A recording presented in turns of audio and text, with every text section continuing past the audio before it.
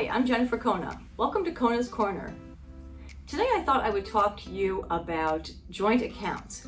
There's a lot of confusion about joint bank accounts, what they mean, how they should be titled, and what the implications are. We hear about this all the time when clients come in to see us. So I thought I would run down what some of the issues and implications are. So when you set up a bank account at your local bank, you can put other people on the account with you, which a lot of people think is the best thing to do. And people do that because they feel like they want to have the child, let's say, have access to their money right away if something happens to them. So they add their son, their daughter, or both kids to the account. It's kind of a typical thing.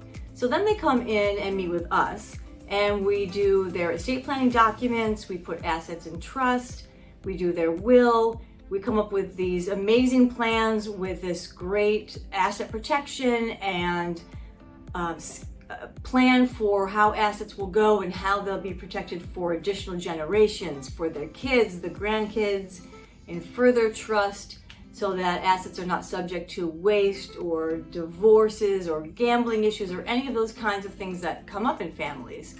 But what will happen then is if the children are on those bank accounts, the money in those accounts will not be governed by the will at all. It's going to pass right to the kids, having nothing to do with the will or the trust.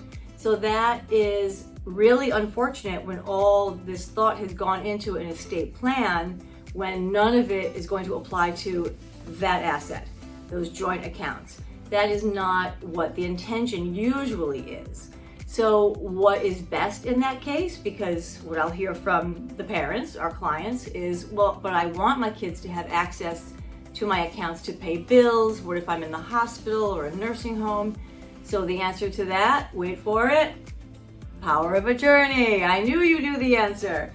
So of course, all of our clients will have powers of attorney, and you should have one too.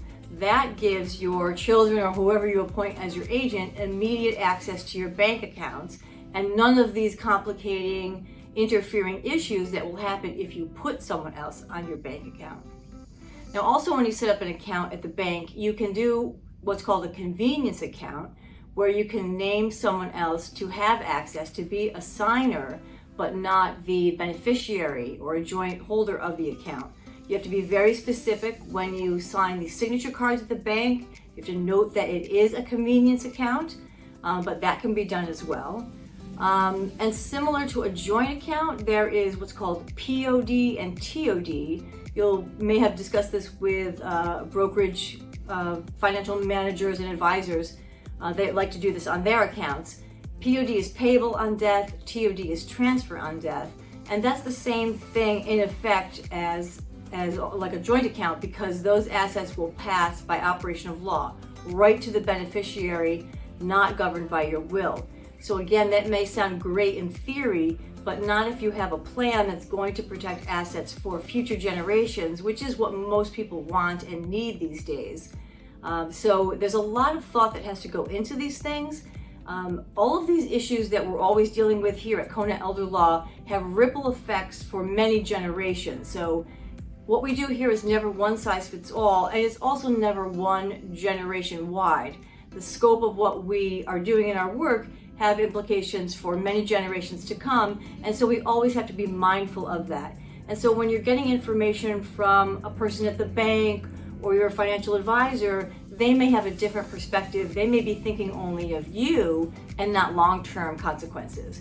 So we want to coordinate with the other people that you're working with and make sure that we have a full plan and a full perspective. So we're here to answer all your questions as they come up. Reach out to us anytime. You know how to get us, 631-390-5000, and our website, conaelderlaw.com. And I hope this information was useful. Don't forget to like, share, and subscribe, and we'll see you next time.